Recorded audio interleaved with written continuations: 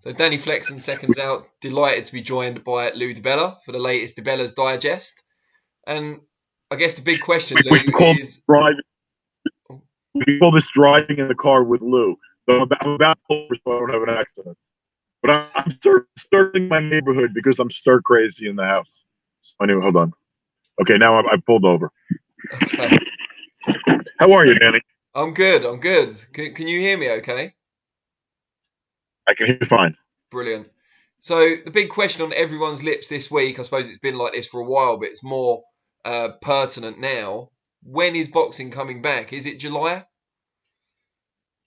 I don't know. If you paid attention, there was some show that looked like, I don't know, it was bizarre out of Venezuela the other night. Nicaragua. Now I'm reading that Mariusz Wach's going to fight in Poland in June, and I don't know. I mean, I think boxing's going to come back on a major platform. Probably earliest would be July. I believe. I don't think you're going to see anything on a major platform before July.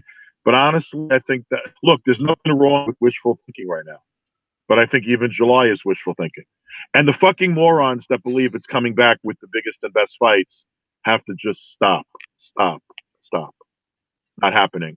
I mean, you can't leave $10, $15 million on the table for a mega fight and put it on in an empty room. And on top of that, there's going to be adjustments. I'm sorry, a dog just walked by. There's going to be adjustments that are going to be necessary by fighters to their purses. Because, for example, the kind of fighter that's being guaranteed $2 or $3 million a fight, to fight an ordinary kind of fight, without losing substantial revenue, I don't see how other promoters and networks and streaming services are going to be able to meet those expectations if the fighter's not willing to take a haircut himself or to, negotiate the situation himself. So I see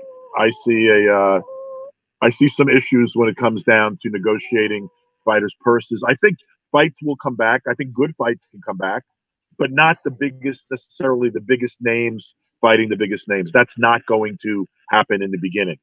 And I also think it's going to be very difficult to make a number of the major fights when you can't do it in a big room with an audience.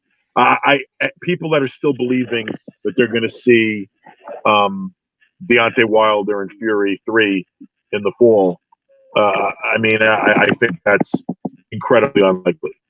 I don't think that people fly to Vegas, pay thousands of dollars for tickets, and sit elbow to elbow when we're still in a pandemic.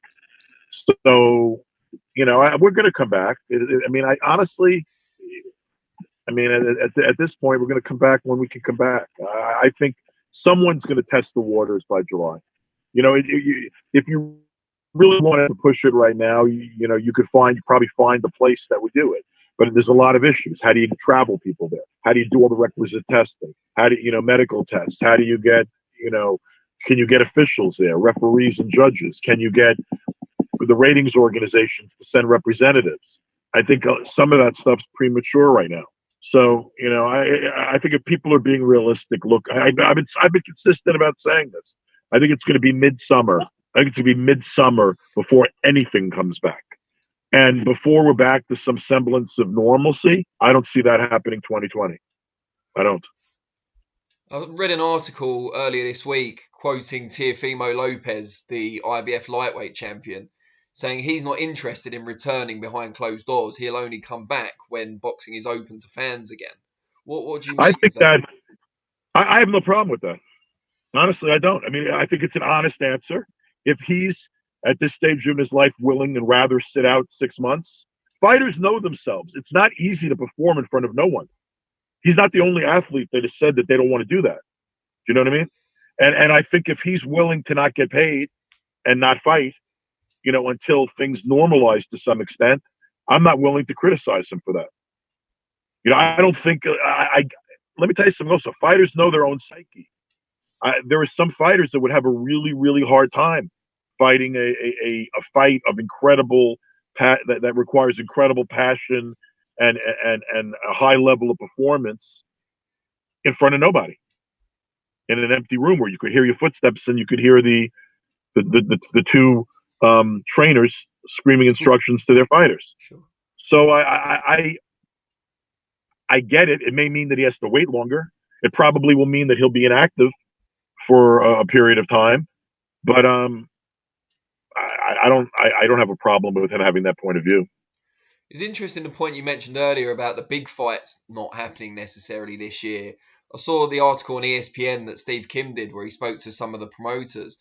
And while Oscar De La Hoya was saying some of the big fighters need to have a think about reducing their purse expectations in light of what's going on, Eddie Hearn was saying from his perspective the feedback he's had from big fighters so far has been, it's your problem as the promoter to work out a way around this. We're not going to take a cut. I think that's what most fighters are going to say. And I think that's why things aren't going to get to normal so quickly. And it's going to be the fighters making the most money. I mean, I could make great matches for 100,000 quid a match. Great matches, 50-50 fights with world-class fighters. And those guys are dying to get back in the ring because they have to pay their rent and their mortgages. No mortgages. Those people don't even have houses. The fighters I'm talking about are out there fighting so they can get to a point where they can buy a home. Or that, I'm talking about fighters that need to pay their rent and need to put food on the table. Those guys are going to be willing to fight. But the guy that just made $2 million to fight Bozo the Clown isn't going to take $2 million to fight his biggest rival in an empty room. And I also think there's going to be more pressure on the promoters that have been playing with funny money. And particularly the ones that have been playing with funny money are Eddie, the guys that have been playing with streaming money when there was a bubble of huge spending. I don't expect their fighters to adjust to some new marketplace overnight. It's not human nature. And I think there's going to be a lot more pressure on those guys when UFC comes back in May. I saw at least one of the promoters, I can't remember which one it was, saying, well, maybe TV can pay a bit of the excess cost. But given they haven't had any live content for several months, it seems unfair to expect them to bear the burden. Why would they bear the burden? I mean, has anyone looked at Viacom stock recently? No. I mean, for example, this is an example. Viacom on Showtime. Look at Viacom stock and where it is right now compared to where it was in January. I mean, Disney owns ESPN. Disney's is being slaughtered with the closure of all their worldwide amusement parks. Disneyland and Disney World, and all of their Disney parks are closed. That's an incredible source of revenue. I mean, why do they think that people are going to come back in the middle of a pandemic when they're making their employees and executives take pay cuts and pay more money to watch two motherfuckers beat the fuck out of one another? And again, I don't want to down my own sport, but it wasn't exactly like we were killing it before the pandemic. I think most pundits and serious writers and real people that understand the marketplace believe there was going to be an economic adjustment in boxing without this pandemic. Sure. I think everyone was talking about that, and it was obvious that we were moving in that direction. So to think that people now are going to dip into their pocket to take a further hit in unprecedented economic trials for everybody, it's foolish. It's foolish to think that. A number of the guys also speculated we could see two. By the way, let me think. If we're going to be in an empty room, I'd rather see two evenly matched, world-rated kind of guys, like guys that are world-class but not superstars.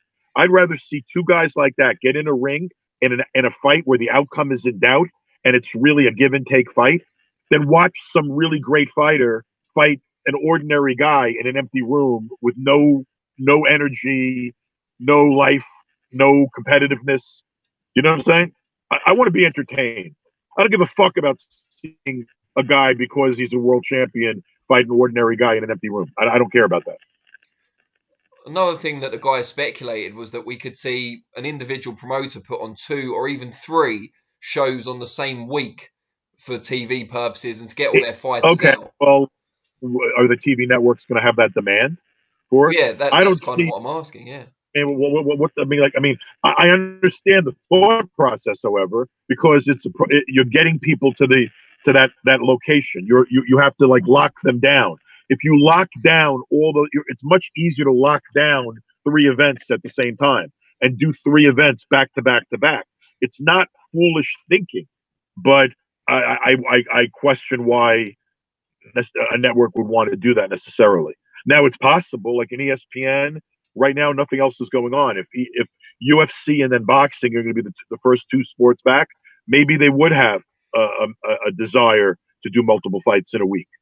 You know, if baseball doesn't come back, Major League Baseball, or college football doesn't start in late August or September, maybe Fox and FS1 and Showtime all want to get stuff on, you know. So maybe it's possible, but I have a hard time seeing networks spending more money. Now, that being said, if they're saving money on other rights holders because other sports are not able to start at the same time, there's a lot, Danny, there's so many ifs and ands and buts about all this stuff. You know what I mean? Like a lot of stuff remains to be seen. You know, like for example, in the States, I could tell you that in the fall, college football dominates television. If college football either doesn't happen this year or doesn't start on time, and boxing is able to start, there could be a demand on a lot of platforms in the States for boxing content to replace the content that they're losing with college football. So, I mean, there are possibilities for that. But, you know, if everything comes back at once, why would these networks want to double and triple up on boxing? Yeah, I agree. It's more, it would be more a response to a need for live sports content. And by the way, people need stuff to gamble on, which is another reason why I think fights need to come back that are competitive. I think that's what's going to get people excited. A 14-1 or 20-1 fight between a pound for pound level fighter and an ordinary guy is not very compelling programming in the best circumstances. It's certainly not very compelling programming in an empty room.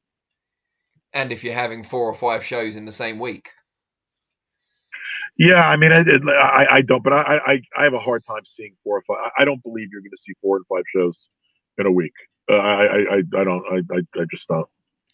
I mean, I got to be honest. I feel like I'm reading more nonsense and fiction and really like delusional sort of guessing games going on right now than I've ever seen before. But you have to really look at where the world is, where the world economy is, where unemployment is in the UK, where unemployment is. And I mean, Australia and New Zealand were not hit hard by this, but look at their unemployment levels.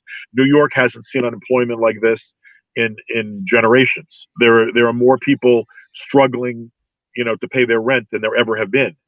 And, you know, we're sitting in our little world of boxing wondering when we're going to get back to, you know, Canelo fighting Triple G for the 3rd time. And, you know, the world's got bigger issues right now.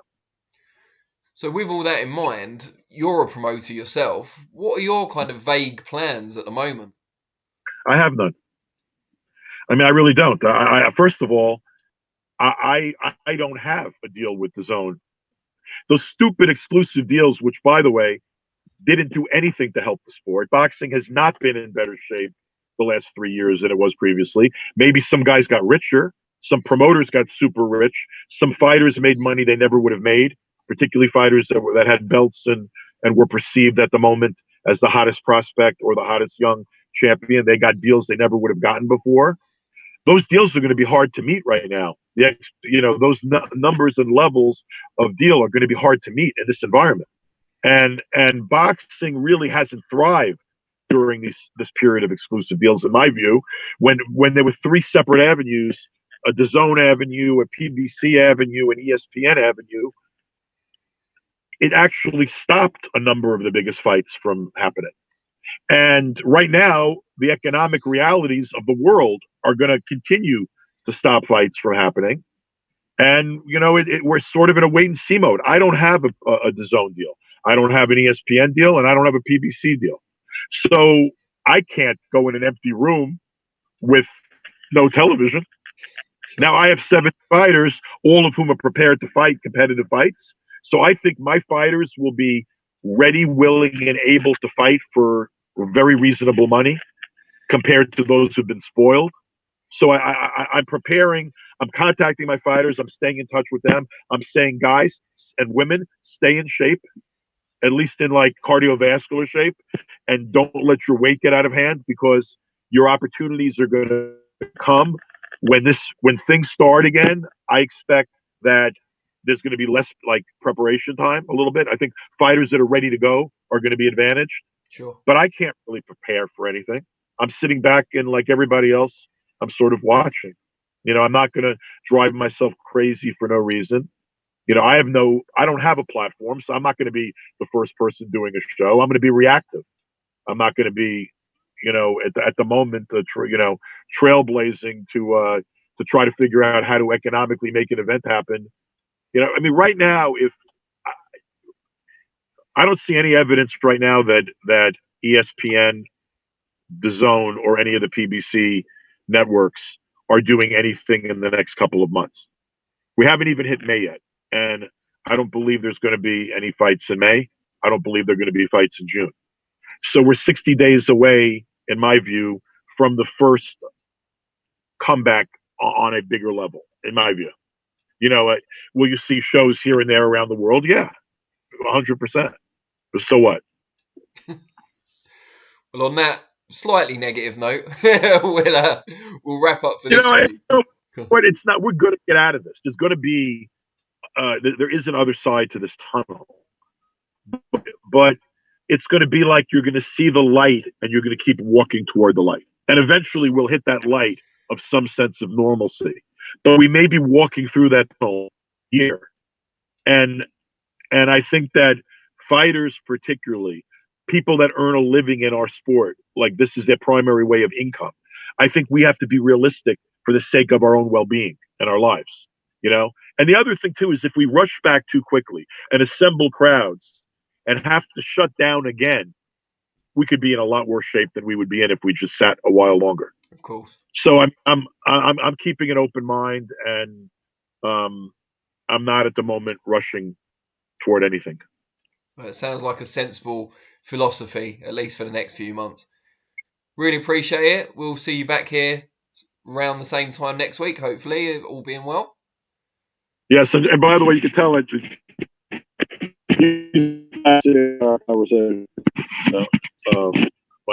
puppy is sitting here asleep next to me. Danny, always a pleasure, buddy. And we're going to get through this. I just think that a little bit of realism isn't a bad thing. You know what I mean? I think we can all.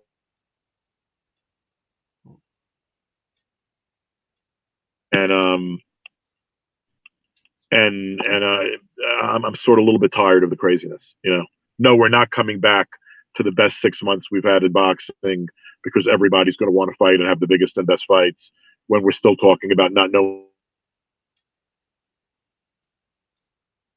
a mask and people aren't going to be allowed in an audience. I mean, we got to be realistic. Anyway, cheers and be well. I'll talk to you next week. Stay safe. Take care.